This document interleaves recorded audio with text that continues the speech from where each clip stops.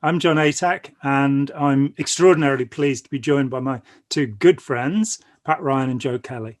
And we're going to talk a little bit about, I think, what it is, the approach you have to have if you're going to be an interventionist, if you're going to help people to reconsider a fanatical point of view or a very strong point of view. So would you like to kick that off, Pat? Yeah, sure. We were talking earlier about many of the younger former members have asked us what it takes to be involved in doing interventions. And I think that, for 38 years I've been doing it, and it's a long time, and it's probably not the right career path if you want to, live in a beautiful home. Mm. But the main thing I say is curiosity. That you have to be curious about people's beliefs, about cultures, ideas, and you have to have respect. Yeah. And I think that one of the obstacles to that curiosity and respect, especially I think for people who've more recently left, is they want to in some way prove a point that the group is wrong.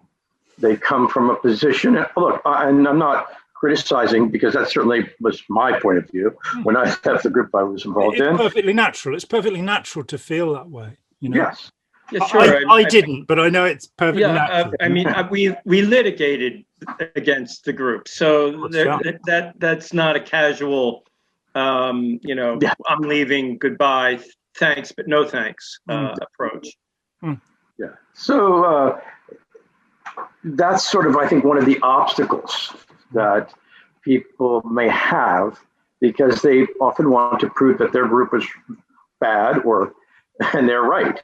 And that's certainly appropriate, but it doesn't help you be a good interventionist or interventionist with the group that you're involved in. Because when you have that axe to grind, you know what's wrong. Yeah. And what's wrong. Outrage will sort of pour out of you and you will start attacking the person rather than, I saw it, the people see all current members represent the group and are to be attacked. So I often tell the story of Carlos Cornier, who was on Scientology's rehabilitation project force in Florida many years ago. And he was, the lowest of the low. They're a labor force, as you know, a kind of gulag. And yet a protester spat at him. It's like, well, how did he represent Scientology? They're the people to be helped. Until people have got over their own personal sense of revenge, their need to get back at it, that needs to calm down before you can be an effective interventionist, I think. Not to see each individual who's currently involved with a group as the representative of the group, and then treat them as the enemy, just as you might feel the leadership has become for you. So it is about nuance. It is about being careful and thoughtful. And it is about being interested in people in general. And, many people think it's a game of chess doing intervention, that it's a game of learning how to outwit your opponent, but understanding how the individual you're trying to meet with has appreciated and joined themselves with an idea or a guru or a teacher or a teaching. It really has so much to do with their passion that has been more or less sidelined and taken away from them. In a way that's unnatural to where they intended to go. The natural progression of a young person who goes away to university, might lead them to explore new ideas, and hopefully it does. That's a part of learning. But when a group comes along and introduces the ultimate truth, and you hadn't necessarily been looking for the ultimate truth, but you've been looking to explore new ideas, and yet the ultimate truth becomes your only goal at that point forward. And it happens for adults as well. And we see that in our current political climate, where we're having people come to us who are grandparents and whose moms and dads suddenly will do nothing but spout the point of view of QAnon. And it's shocking to them. They raised families. They worked as school teachers. They were lovely nurses who cared for the sick. And now their rage is all they see. The Brainwashing of My Dad documentary is a very good insight into that kind of radicalization of the old through right-wing media, or what is called right-wing media. Yeah. And it's that slow absorption of the ideas. It starts off with the idea of not being satisfied with government in general, and then finding, oh well, there's actually a deep state that's controlling not only the government, that as you see it now, but also all the news you receive about the government and about everything you previously thought was real. It's not real. And for those of us who are ex-members, the concept of Maya, all of it being an illusion, made perfect sense to me. But to see it play out in amongst people who were otherwise stable citizens of the world is somewhat shocking. But I don't think these are events that haven't happened. We have historical correlates. Yeah. No. The way that... So Pat was talking about curiosity. Yeah, so that idea of being curious about other people's points of view. I know that we were speaking before we started recording about I've been in different sort of Facebook groups with people who have very different points of view than I do, but it's very interesting to explore what their points of view are, because I'm curious, and I feel the actually need for them to take on my point of view. And even in the group that I was involved in, I'm in a group of people who were involved for 30, 40, 50 years, and still are.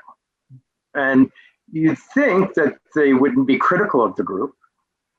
And well, they probably would of the people who are would not let themselves be critical, probably wouldn't be part of this group, but people are critical about different aspects.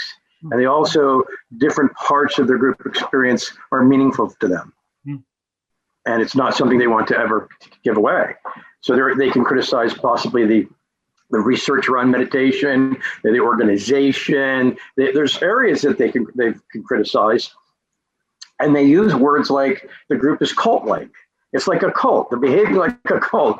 And I'm just sitting there often thinking, well, I'm not going to take this bait because I'm not going to call it that. But I am curious about what they think and what experiences they have. So I think that one of those qualities that makes or helps someone work in the field of cult recovery and prevention, I think the individual has to have curiosity about ideas and people, about people, and the ability to show respect for things that you disagree with. Fundamentally, allowing the individual to come along at their pace. You know that the points, and I believe Pat's talked with you about this, that the points of disagreement that I may have with a group, or with a concept, or with my group that I had been involved with, are quite different than what someone else may find to be disagreeable. So for me, it was so experience-based, so much of my commitment. It was, and then later on came the structure of ideology and belief, and what held those experiences together. Why were these experiences more significant than, say, picking up a joint and taking a hit off of a joint, or taking a tab of acid? Why was this considered elevated consciousness as opposed to altered consciousness? and how did we evaluate that, and where along the way an individual is in that process of absorbing experience, and the profundity of that, and how much of that we can even catalog and categorize as being preferable or dangerous. For some people, you have the monk who lives on the mountain, and if that's their choice, then so be it. It wouldn't be my choice. But if someone is sitting in their room and meditating 24 hours a day, not able to feed themselves, and practicing the same techniques as the monk, we have a different situation. and it's how we evaluate that situation, and how we share what might be a solution for that individual who is looking for some kind of spiritual growth, yet it's instead of enhancing, it's crippling. I don't know that we can say for that person what it is. I reflect upon someone I know who's deceased, who was in our field, who was in AA, and for that individual, he said, "If I have a drink, I will die." It was very black and white. There was no shades of gray. And so I think that group involvement for most people is not life and death. No. I think it's quality of life. Yes. And that doesn't mean that there are not those groups that people have died, and we will show respect for the Jonestowns and the Wacos and the Heaven's Gates of the world. But for most people, it's a quality of life issue. And ferreting out what part of that is maybe not healthy or healthy is something I think the individual has to do for themselves. And maybe we can provide some information that may facilitate or help, give them a body of knowledge, maybe a scaffolding, a structure that they can look at their experience through. But we can't tell them what's right or wrong for them. That is the great distinction, isn't it? That if somebody is still full of rage against the group, then they're going to be there to destroy the group.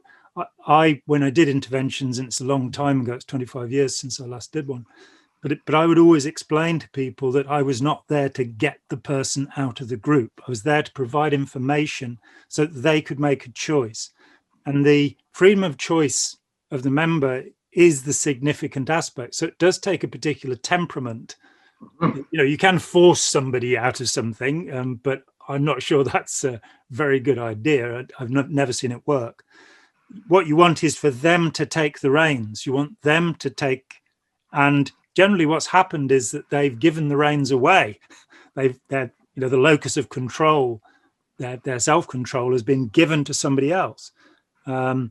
And they may not have possessed it in the first place. I think about 2/3 of people don't, and getting towards the point where you can be in charge of your own decisions is important, which means that on the part of the interventionist, there has to be tolerance. When I left Scientology, one of the first things that I put forward was this idea of a meta paradigm, that if I was going to talk with other people, I needed to understand what they believed, and I needed, if I could, to respect what they believed, unless what they believed was antisocial and destructive, in which case, but if their beliefs were airy-fairy, if they believed in things that I felt had no existence whatsoever, it was my duty to work with them with what they believed, not to have that kind of superior attitude, which is the attitude of all cult members, we're the elite, we know the truth. I don't know the truth.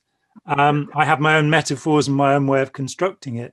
And to help other people to do that, so they're in charge of them, rather than a cult or a text or a parent or whatever, so that they can mature into adulthood. It's part of that process, the intervention. It's often a beginning part of that process for somebody. I think that Joe Kelly here is one of the people who has consistently said that he doesn't get people out of groups. No. That people get themselves out of groups. Yeah. Many people in our field feel that they get someone out, and or they look at it that way, and I don't think that's the case. I think that you either connect with someone and you give them that kind of metaphors, structures, ideas, and they take those ideas and they sort of reflect upon their own lives over a period of time and decide if this is meaningful or not meaningful to them. And I think it's important to consider the personality of the individual you're speaking with, that not everyone will respond to the same type of person all the time. So the idea that the same type of individual is going to be successful in every situation, and I have I have an issue with this word success, because I think it's a much longer game than we realize. That it used to be, the way we imagined intervention was much like a drug and alcohol intervention, where you went in, you sat with your letter, you spoke from the heart and told that individual how their association with substance has affected them. And then you let them make their own decision. Either go to rehab or, get out of here. We will cut you off. Now, when you're talking about a belief system and an individual who's fallen in love with a guru, a concept, a pastor, a church, a community, it's a lot less fair to cut them off in the same way, because the physiological responses to substance is quite different than association with a belief system. Yeah. And to treat it the same way is in my opinion, unfair. And so I think the early model of intervention was you had a block of time, and at the end of that 5, 6, 7 day period of communication with the individual, hopefully dialogue, rather than, I do remember in some of my early work, there was one full day of screaming, 1 day of talking about talking, 1 day of mom being told what a rotten parent she was, and then dad was the rotten parent. and so we never got into the material. And I think as time progressed and we developed a different approach, that feeling of cut and dry, at the end of the 3 day, 5 day, 7 day period of discussion, that the person's going to wake up and say, okay, I'm an alcoholic and I no longer need the substance to function as a human being. In fact, I must stop. That kind of approach was what many people who first came out of cults expressed as being success. But now I've seen over these years that people I talk to end up over a longer period of time, extinguishing their excitement with the group. Some people, the idea of challenging the group's ideas was begun in the intervention environment, and then it may have been a seminar that they were taking at university that, reinforced that same idea of independent thought. Yeah. So it built upon, as opposed to, needed to be a definitive result in a specific period of time. I think if the person... interesting thing to happen. Go ahead. No, John. I think, I've had situations where it took me years. I can remember one guy, I was talking with him for 7 years, and there are a series of stages. He'd left the mother cult, the Church of Scientology, but he was now doing crazy things with Captain Bill Robertson, which was a far less restrictive and cheaper environment, but Captain Bill was, let me emphasize this, completely crazy. Now, for 7 years, he carried on doing these things, and I kept having conversations with him. He was a good friend. And, this was immediately after I'd left him for 7 years on. And eventually, I gave him a book by a guy called Brian Inglis called Trance, which is an exploration of hypnosis, but from the point of view of somebody who believes in psychic phenomena. So I was able to give him a book that that was within his frame of reference.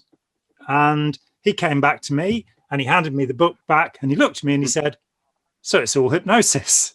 And at that point, we both knew that it was done. I had another guy, it was 35 years from when I first met him, and seeing him every now and then over that time, until he eventually accepted that this one little piece, Dianetics, that he'd been holding on to as true, actually couldn't work, that he understood why it hadn't been beneficial to him, in fact, and in the long run wouldn't be beneficial to others. It's important to say for me at that point that whatever benefit somebody feels they got from a group, that's theirs, they own it. But the problem with usually the sense is that they were given it by the guru, whereas all the bad things they did to themselves.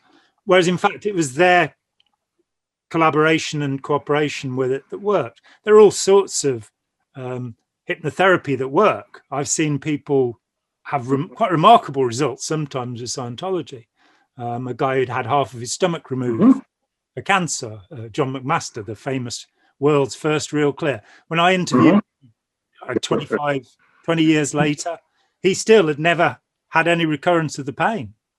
But we know about hypnotic remission. We know it happens to some people. And so to then say that belongs to them, but people must be able to make their own decisions about what happened to them. The thing is to get them away from the heat of the fire so they can think that they won't hurt themselves anymore. I was sort of reflecting about something Joe was saying, something you were saying before, and some theory that we have about people in groups being unhappy and then happy and unhappy and happy and unhappy. And if you can talk to them and know when they're unhappy or they're curious about what's going on, and you give them the book, you probably have a little bit more impact, at least in the short time. There's also this element of pride. And in telling, pride, I think, keeps people in groups sometimes. Always. And I certainly know that when I left the group I was involved in, I didn't tell my parents for 3 years that I left because I was too embarrassed. Because I had been, a pain in the butt. Here I am, 17, and I tell my dad, who's from South Dakota and the highest ranking enlisted man in the United States Navy, that I'm going to Hindu University. and why? And they said, well, you should talk to our priest. So I got him to learn to meditate. And everyone, so there was all of these people that I got involved, and I had to deal with my pride in saying, maybe I made some wrong decisions. And my parents also struggled once I told them I left, that they had supported me and involved in it. And didn't I find something good in it? Was it all bad? So there was my sort of pride and guilt for not saying certain things. And also my family had some for not intervening when I would call them and say, I can't stand it here anymore. No, you're away from graduating. Yeah, I got to keep it up. And so yesterday I was speaking with a woman in South Africa who, in a way, had this similar pride issue.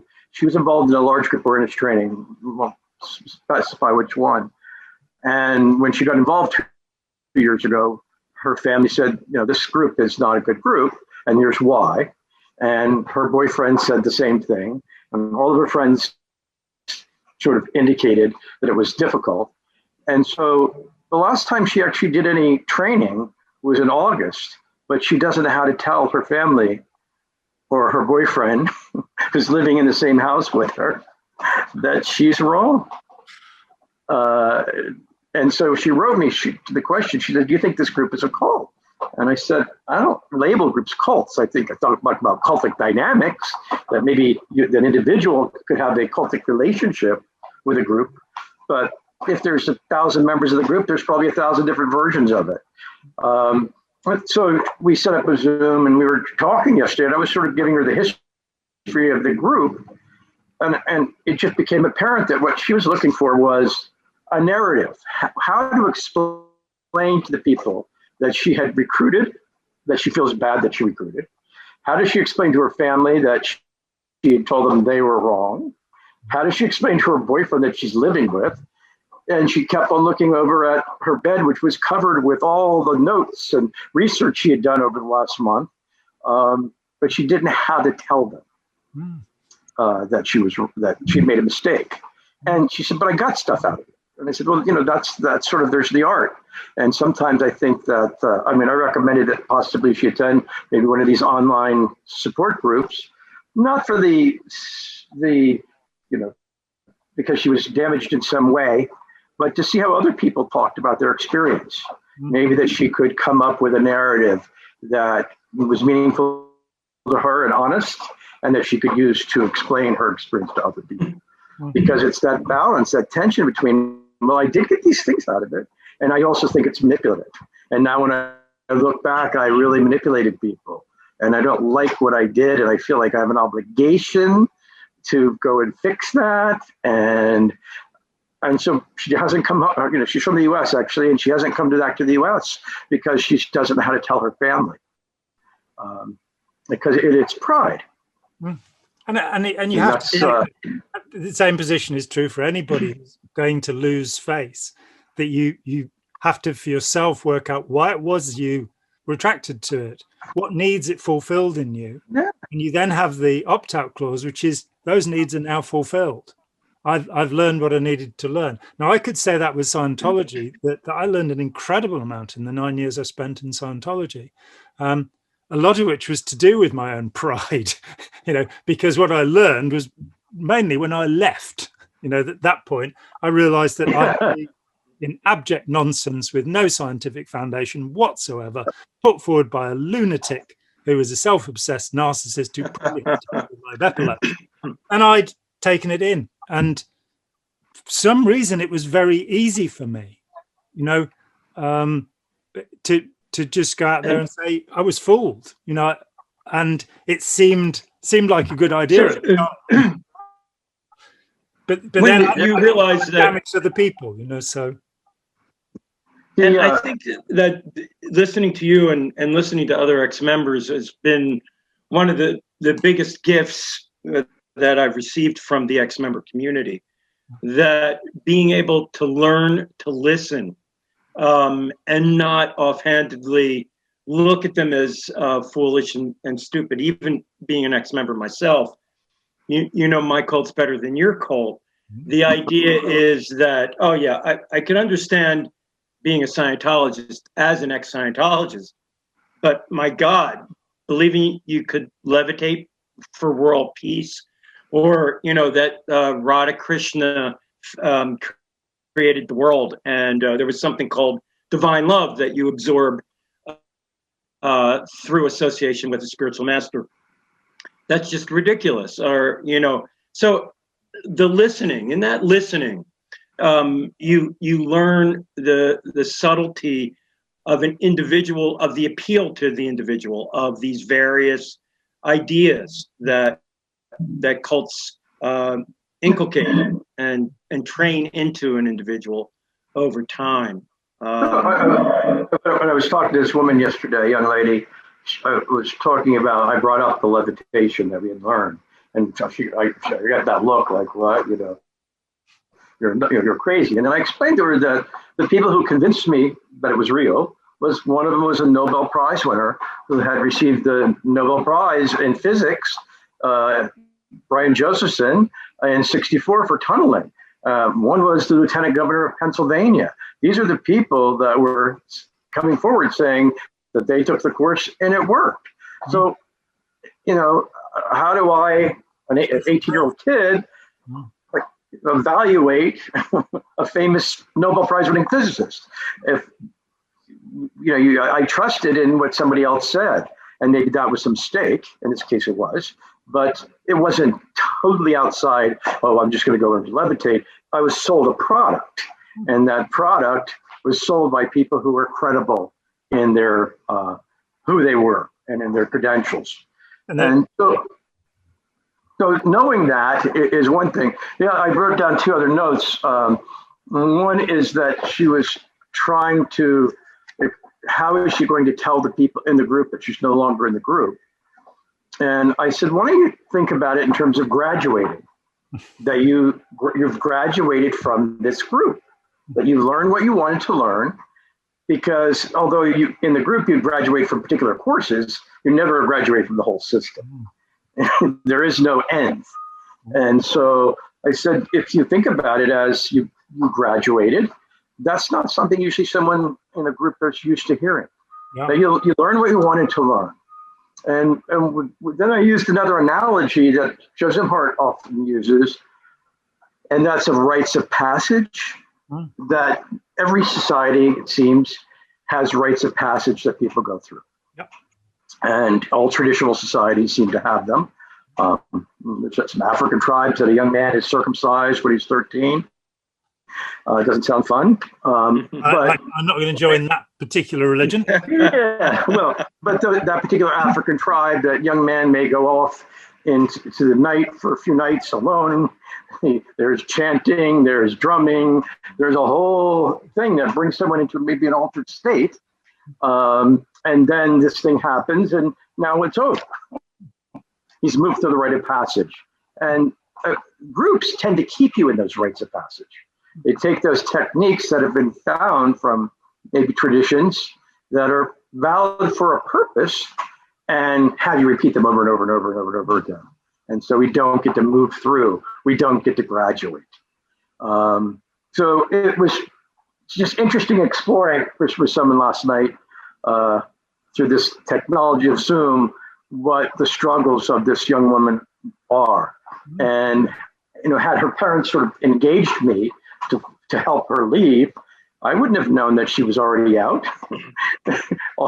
That she was just she's struggling with how do she tell people she's out.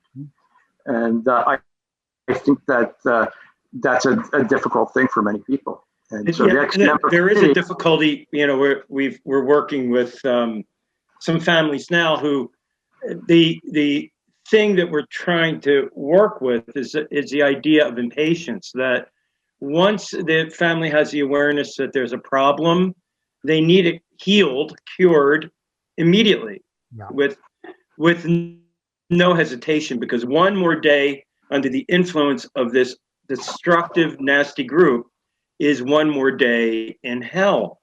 And it's one more day closer to the precipice, but they're inevitably going to fall off and end up in a Jonestown type environment. So it's important to really clarify those issues with people who come to us.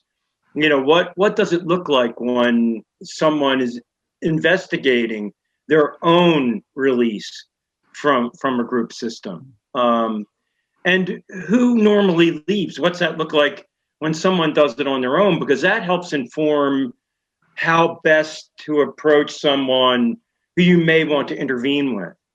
So there's a lot of information to gather, in that process of understanding how the person's involved, what's the key to help them unlock the involvement, and educating the family as far as expectations go, how long that process will take. So that idea of their egos, their pride, keeping them in maybe longer than they want, or showing to their families and friends that I think it's probably human nature. You buy a stock and you lose the money because it was a bad choice because a friend recommended it. You don't often want to go around and tell all your friends you lost money because you made a bad investment. You're maybe a little embarrassed. Doesn't mean you don't continue playing in the stock market, but maybe you made some mistakes. And so those kinds of narratives, I think, are helpful for people to come to. And so we started all this off about a discussion, I think, about the young people have asked us about they want to do interventions. And I said that to tell them that they have to be curious. And they can't, well, they can, but it's helpful not to hold real fixed points of view of what's wrong with a particular system, and have interest and respect for an individual. And the situation that keeps on popping in my mind was a man who came from a nice family in another country, industry. He was a jeweler, and he got involved with what we might all agree was a rather strange situation with a man who I think was psychotic, and he had his own language, and he had a small cadre of followers. I don't know, 10, 15. And the family was just not having this. They were, they were from a level of society and their culture, this just wasn't going to fit in. And that was, the obstacle. No one showed him any respect or interest in his life. And he happened to have, I think I can talk about it at this time because it's so many years ago and he's no longer alive, but he had a particular type of jewelry he made. And at that time, I actually owned a jewelry company. So I was curious about his jewelry. And his jewelry was particular necklaces and earrings that were made from black widow spiders. Okay. And so he would, a little goth. A little goth, yeah. Before goth was goth, so many years ago. Yeah. So when we went to talk to him, he was having none of that. And he was very reactionary to the other people that I was with. And I started asking about his jewelry. How did he make it? And he explained to me that he actually took black widows and cast them, real live ones, and he made in a particular mold. It's a process. And I said, I would really like to see this. And so he invited me to his house. And when I got there, I was a little afraid because everywhere I looked, there were aquariums, tanks, filled with black widow spiders. Couldn't he just make a cast from one of them and keep on? No. They were different sizes, different. It's just like saying every human face is the same. Every black widow has qualities all to its own. I wouldn't want to look that closely to see how different. Yeah. But I was curious, and so once I was in his house, I was realizing, holy crap! All this guy has to do is open up a lid, and I'm dead. Because I think conservatively we would say there was 30 or 40 tanks, and it could have been many more. They were in every room. They were just tanks after tanks of black widow spiders, which would eventually be killed in making a piece of jewelry. But that I was curious about his life and his process, and I could find something common because I had a jewelry company that I showed him interest and fascination and respect. That after he showed me this, we talked for a few hours. Nothing about the group he was involved in, but totally about his process and why he made it this way and how he came about it. And I did explain to him that I had a history with groups and ideas, and they fascinated me. And I'd love it sometime to talk about the things that he was believing. And I think it was probably 5 or 6 months later, he asked his family if I could come and talk with him. And at that point, he was wanting to talk about ideas. But nobody in his family approved of him making jewelry, specifically with black widow spiders, and more specifically, raising black widow spiders in his house. They thought it was odd. And, maybe it was different than other people would make jewelry, but it was interesting to me and how he came about that. And I think that showing that interest and respect, not criticizing about his life, opened the opportunity to have another dialogue about something that I might be interested in. I mean, it points out the value of working in a team as well. Yeah. When, it was Pat was able to make some headway with this young man who had this interesting career path and was also involved in a group that would be considered to be problematic. And so the other members of the team weren't gelling with him, and Pat found that common ground. And so when you have, a few people in a team, it's often the case that one will lend themselves more to the situation than another will, and be able to to work with that individual more closely. But the need to, my need to, so to speak, get him out wasn't there. I don't have a need. No. We can share ideas if we can find a common ground. And so that's where we would get back to sort of respect and interest. That I think it's a key piece of the people who've been doing this for a long time, or who have had a lot of experience, is there's a curiosity about ideas. And it's got to be genuine. You can't fake. Yeah. You can't fake empathy. You can't fake concern. It won't work. That first stage is the willingness to communicate. That if you, and we've said it enough times to enough people over the years, that if you aggressively seek to confront the person with, what is wrong with the group they're in, and here's the evidence from the newspapers and what have you, you will get absolutely nowhere. In fact, you will lose ground. They have to feel comfortable, and part of that is that pride, that being willing to say, allowing people to save face, saying, well, it really doesn't matter. There's a little interesting thing from John Gottman, the great expert on relationships, where he talks about bringing up children in one of his books, and he says that if your child becomes involved in something and they get into trouble, that the best way to deal with it is to remember when you got into a similar kind of trouble and tell them about it. And it creates a rapport, it creates a willingness to, whereas if you take this sort of stony-faced, arrogant position that you are a perfect being and that they have failed, well, you've pretty much got the cult leader in the room, accepting, but bringing about a willingness to communicate. So that this guy, my friend Christian Churko, we've lost count of the last 40 years. He's dealt with probably more than 3,000 people in that time. He doesn't do interventions. Wow. He is introduced to a person who's in the group, and their concerns from their friends or parents or what have you, or children even. And he will then talk to the person, explaining who he is.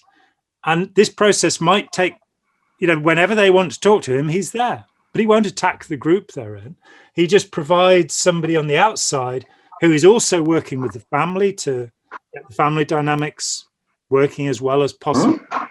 And will then work with the person for as many years as they need after they leave to, get themselves into society. He did work with survivors of the Children of God, who we all know can do some pretty. And when you mention certain groups like survivors of Children of God, you're talking about child abuse and trauma. Yes. Often for people who've been born and raised in that group. Yes. And that distinguishes, those groups as a category from the groups we're talking about quality of life. I mean, there's groups where real damage is being done. And those groups may need to be addressed in a different way than one would address a group where someone believed in an alternative universe that where one would cast spiders as a means of attunement with a higher purpose or a divine principle. In fairness to the Children of God, and I'm not a defender of the Children of God, but in fairness to them, different people in that were members of that group had very different experiences. So there are those people, and we could offer that maybe the majority of the people had very bad experiences. But I have met former members who the community of the Children of God that they were in happened to be in India, and they didn't experience any of the abuse. It just wasn't part of it. They actually felt they had a great time. It wasn't until they were moved to the Philippines they said, I'm out of here. So, for many years, it was a lovely experience, so to speak. But when they moved to this other environment within the group, that's when they said, this was horrible. And so they didn't experience that sexual abuse, because as soon as that reared its ugly head, they bailed. Yeah, I mean, that takes us back to something you said earlier, which is that somebody will come to you and it's got to happen now. It's got to be immediate. There's got to be something happening. So the first thing is to gauge the urgency of the situation. I met a woman a year or so back who told me that she's glad that her daughter is not intending to have any children because the daughter is involved in Scientology. And sadly, she scurried away before I could say, no, hang on. Her daughter wasn't in the SEA organization. Her daughter wasn't on staff. The idea that she should therefore refrain from having children is absolutely scary to me. If you're in the children of God, yes. You have to refrain from having children. So you have to estimate whether the group is going to be instantly dangerous, in which case you may have to use the police, you may have to go through legal routes, mental health routes. But if not, it is usually a matter of creating a relationship so that the person can leave, so that that loss of faith, which has often happened. You raise an important point. I think it's, knowing when to invite a legal resource in, police, or a mental health expert, knowing the limitations of your approach in order to help you evaluate a situation where there is a history of child abuse. We have to treat that quite seriously and really invite the proper authorities into that situation so that no one is harmed in that traumatic. You said something about Christian Zerko and his approach and your own. One person that really had an impact upon me is Dieter Roman. You know Dieter?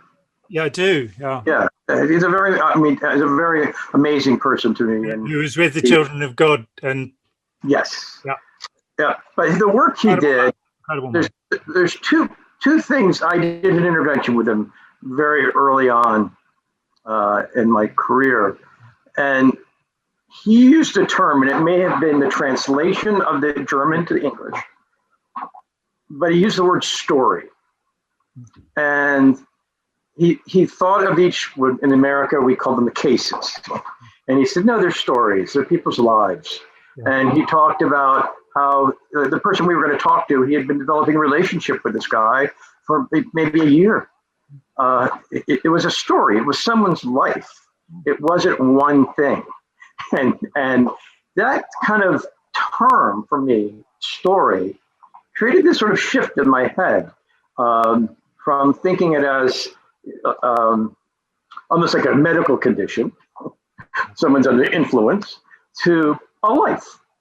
And it, I think, helped me see things when I was younger, we're talking probably 30 years ago, through a different lens. And his work, which fascinated me the most, was not just the word story, but his work in India. So he would go to India, where German nationals primarily had flipped out in Goa on drugs or mantras, gurus, and having really no social service agency to do that. In the US, somebody's laying on the street, crazy. Well, somebody comes and takes you to a hospital, but maybe not so much in India, especially at that time.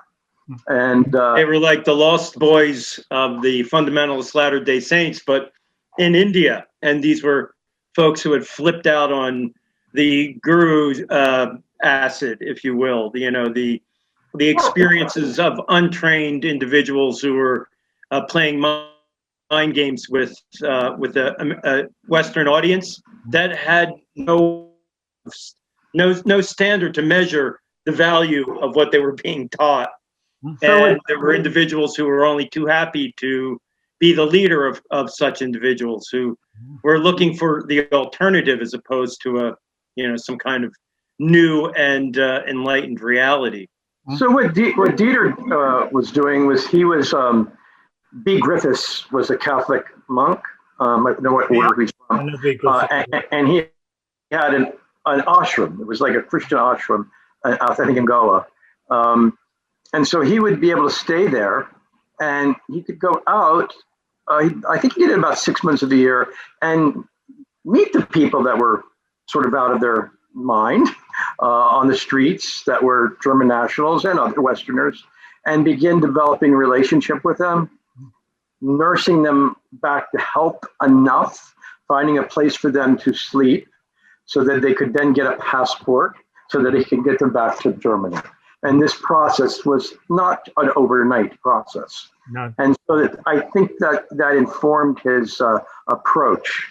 That it's not, when you're in an environment where you don't have the support of family, you don't have the support of government, you don't have that kind of support, you have to develop, but it's helpful to develop relationships with those people and show them respect, and not be criticizing their guru, their teacher, but meeting their needs at the time.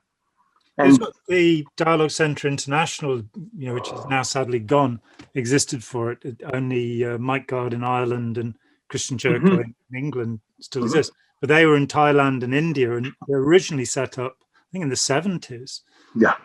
To actually go on the hippie trail and pick up the casualties and get them home. And that had an aspect of it which, in their part, it started out as Christian dialogue. It started out as them saying, look, you can be sleep deprived and stare at things and be a Christian, Yeah. You have to be a Hindu to do this.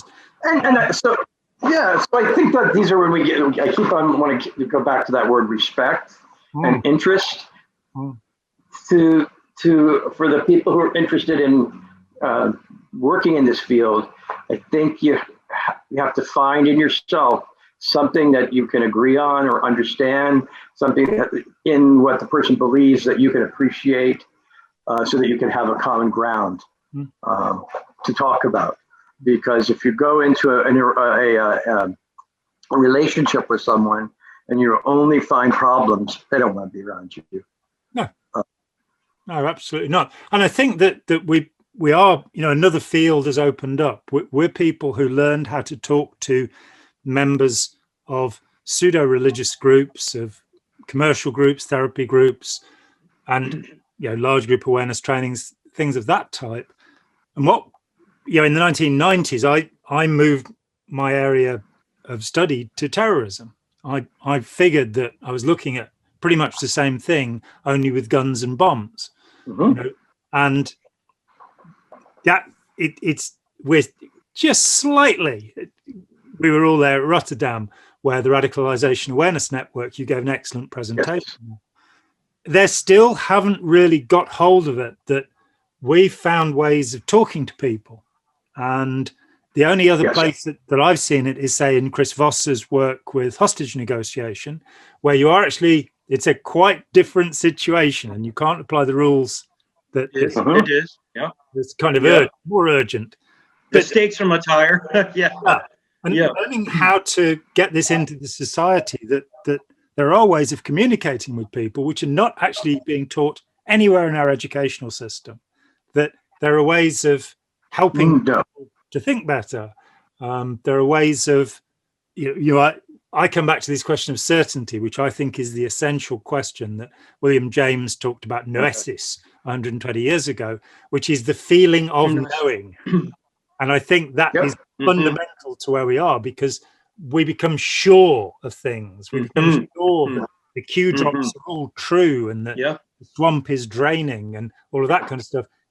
And our identity becomes wrapped up. The difficulty, the loss of face, the pride in leaving a group is because you're the most significant part of your identity, possibly. The set of beliefs you hold is now crumbling. It's now coming apart, and it's how to help somebody develop their own view of the world, and which is not easy for any of us. It's curious that you mentioned certainty, and I find that to be so true of every group and idea that we look at. There was an individual who we worked with, Pat and myself, many years ago, who his family had thought he was involved in one group, and he was flirting with the ideas of a guru who had since passed, and there was no leadership. There was only his understanding of the beliefs of the group. Yep. And the need to be on his own and separate from the ideas of the family system that he grew up in. So there was this combination of growth and needing a certainty, a principle that he could grasp onto that was taking him out of the ideas of the family structure, which was kind of solidified about in earning money, and your value is dependent upon how much you show in accomplishment. And he was the best choice wins. He was the best. That's right.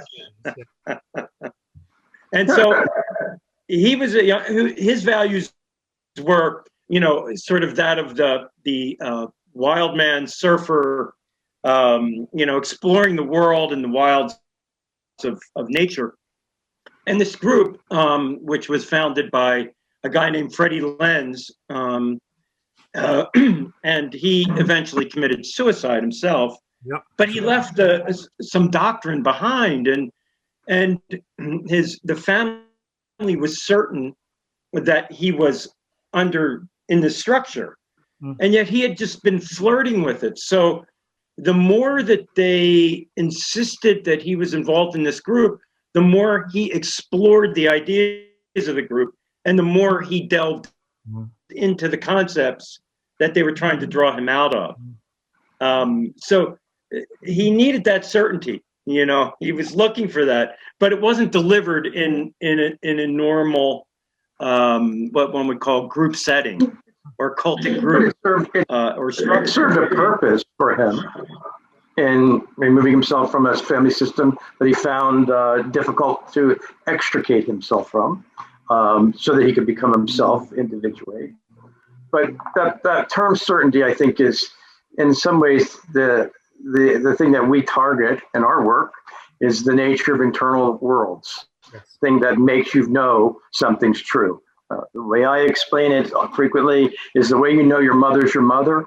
It's not something intellectual. You just know that's my mother. You don't have to go through the whole process of how you were conceived, and that's your mother. It's knowing, and that's certainty, and that's what groups give you. They don't give everybody that, but they provide it, and methods and strategies for having that certainty. And it's a wonderful feeling. It's a wonderful feeling not to have any doubts, not to have any issues, that everything, the complexity of the world comes together for a period of time.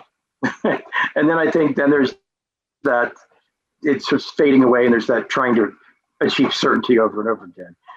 It's something that you want to have. And perhaps because it feels good. The last rite of passage, we were talking about rites of passage before, is growing up. The Romans, actually, I'm told, believed adolescence ended at the age of 32 when you become an adult. And their life expectancy was about 40, so they didn't have much adulthood, most of them. But I think there's a presumption in that brutal, barbaric society of Rome that most people would, in fact, do as they were told in an authoritarian society. What we seem to be seeking, and for me and for you too, it was moksha, liberation, enlightenment, satori, whatever. I moved away from that some while ago and just went, I'd actually like to become an adult. And that means being responsible for my own thoughts and actions. It means becoming my own parent. My parents are both deceased. And it means being able to comfort myself without having to go elsewhere. That doesn't always work in times of catastrophe. Thankfully, I have many good friends, such as yourselves, who I can go to if I need a shoulder to cry on. And that too is a part of being an adult, being within a community of people. Now, you get that false community with an authoritarian cult group where, they're absolutely with you until the moment that they've absolutely thrown you out. Yes. You're not. So it's a pretense, and to actually develop your own locus of control where you make your mind up about what's going on. I saw that happen, when I was involved in two groups. The first group, what ended up being on one side of a very small cul-de-sac, and the other group was on the other side. So the friends who I previously sat with and casually talked about and were supportive of my everyday worries and of my wins in life and positive reinforcements, were all gone. Yeah. And this new group was still building. But you're so right about that conditional love that arises in groups, where yet desperate for community. It's there. It's so full when you first encounter it. You see like-minded people sharing like-minded goals, and then as soon as you begin to question those goals or the methodologies of getting there, you are considered the outsider. So there's no room for being a casual member in many groups. Yeah. It's interesting when you talked about the Romans in this age of 32 and growing up and parents, because both my parents are deceased, but it wasn't until my last parent passed away that I actually felt I was alone. Because no matter what the condition my parents were in, psychologically or physically, they were still my parents. And I still had a connection to someone who was nurturing and take care of me. And it wasn't until they were no longer there that I was really on my own. There was no one who was going to have that same relationship.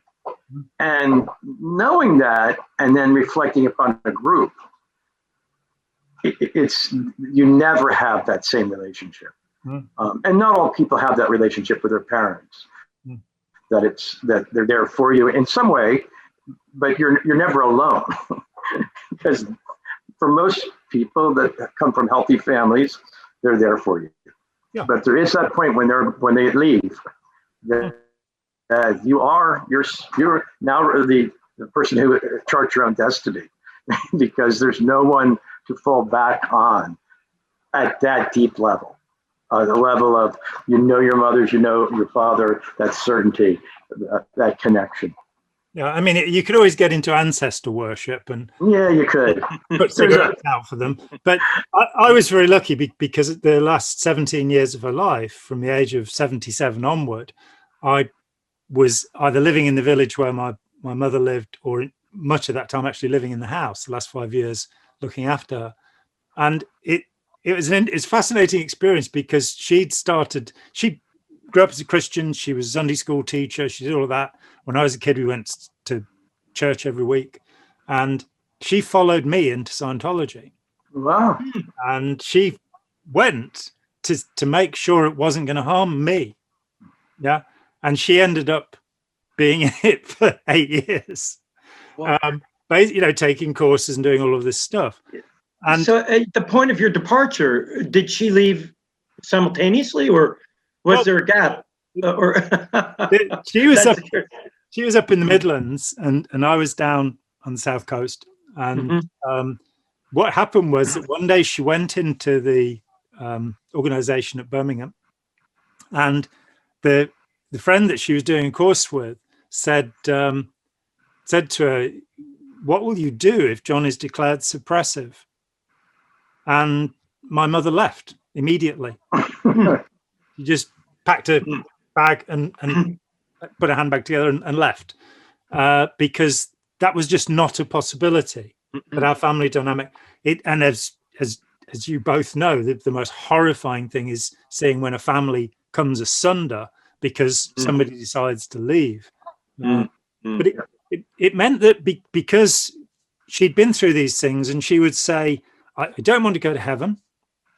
I don't want to reincarnate. I'm finished. I'm perfectly happy with what I've done. She was 94 when she died.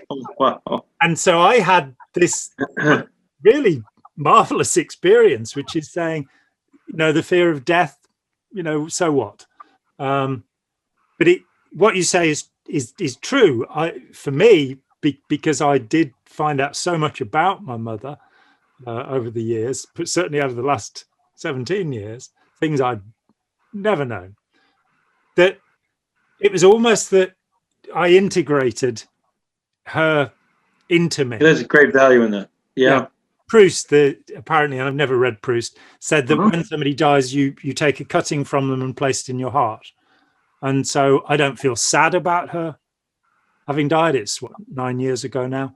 When I think of her, I smile, I'm happy. But it did pass that thing over with many ex-Scientologists, because Scientology has a contempt for death. It calls it dropping the body. And I just pick up a new one. And they haven't taken on the idea that reincarnation is a punishment. Yes. They think it's a great thing. So I've had a number of friends who, after leaving Scientology, were devastated that they didn't mourn for a parent. And it really hits them harder than it would have done if they'd dealt with it at the time. That it can last for years trying to get over that feeling. But you say something interesting, and I know we don't have a lot of time, but you said about reincarnation in Scientology, and people don't realize it's a punishment. The fear of one of the things that one of the things that we often do is try to, in some way, educate people about where some of the ideas that they have come from. The concept of reincarnation comes out of particular cultures, and it's a piece of a theory of how we get off the planet, why we have life. It's not an isolated element, and groups take, in a syncretistic way, pieces and put them together, but that kind of development of ideas, of theology, that has taken place in Christianity for 2,000 years, in Hinduism or Vedanta for thousands and thousands of years, where the ideas are refined, the details. They have loopholes, but the details of the theology is been flushed out. But often we have groups who take pieces of these things and put them together in a way that they're not flushed out.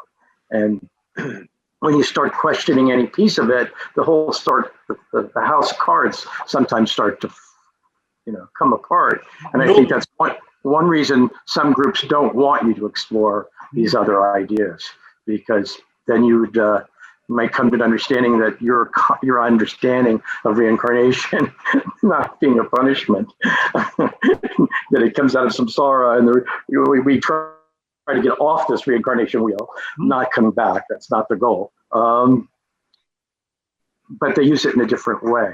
Yeah, absolutely. And with something like theosophy, that it was a grab bag of half understood ideas coming out of Hinduism.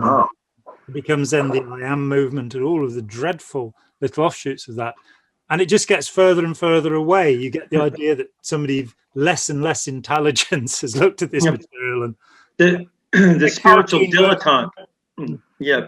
I mean, Scientology is there's a guy who left it, John Orsley, and he at one point he said, having looked at what else was going on in the world, that Scientology was spiritual kindergarten. That the ideas are so simplistic, so that Hubbard will talk about the overt motivator sequence. He's talking about karma vipaka, he's talking about action and reaction. And so many people, they leave and they still believe these things. So they don't know why they believe them, but they're certain that they're true. And you sort of go, well, do you know about the Akashic records? Do you know about the Lords of Karma? Have you thought about what it means that when a giant clam has 2 billion offspring, every one of them has entries in the book of the Akashic records? Do you think this makes sense? Can any of us have free will if this is true? Because the universe must just be a big machine. A big machine. Give us that karma back. Yeah. But it's interesting when you said the overmotivator sequence, as I was thinking the overmotivator sequence, because when I was synchronicity here, when I in the past talked to people in Scientology, that was an area of agreement that I would have with them, because I came from an Eastern idea that of karma, that for every action there was a reaction, and in a simplistic way, we could say this is a very similar thing, and we could get into agreement that the overt motivator sequence is something that has some workability. It's very similar to other ideas and traditions that I studied.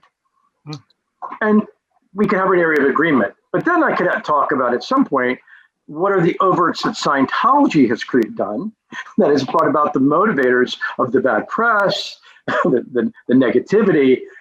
So the agreement on getting someone to understand and appreciate, yep, we agree on that. But now let's see how does that apply to in all other situations. And if the overt motivator sequence is accurate, then Scientology must be doing overts because they have a lot of motivators coming back at them. Well, Hubbard actually made an exception, which is if you don't think something is an overt, a crime or a sin, then it won't respond. And he had a racist thing, which was he said that Bantus, South African blacks, would consider it an overt not to steal something. It would go. So he actually has inserted the notion of a moral code here and said, if you're a psychopath, not naming any names, narcissist, then of course karma, as far as he's concerned, will work the other way. If you fail to murder somebody, then you'll have bad things happen to you, and it's just so much. It just flows from there. It's an endless pit, cascade of ideas.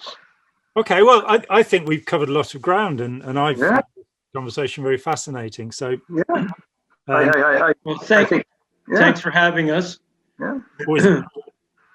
It's an interesting. It's an interesting area. The number of people, especially people who have been born and raised, and people who have gone through the program of universal sulfur. The Linda Rod's program in coercive control. They've reached out, like, how do we do this? And it's always that I point at, like, the bookcase behind Joe. You see, there's walls of books. I haven't read them all, but know about what's in almost every single one. And I hope I'll have a brain filled with relatively useless facts and details that are interesting to me. And if you need to have that kind of curiosity. I think so.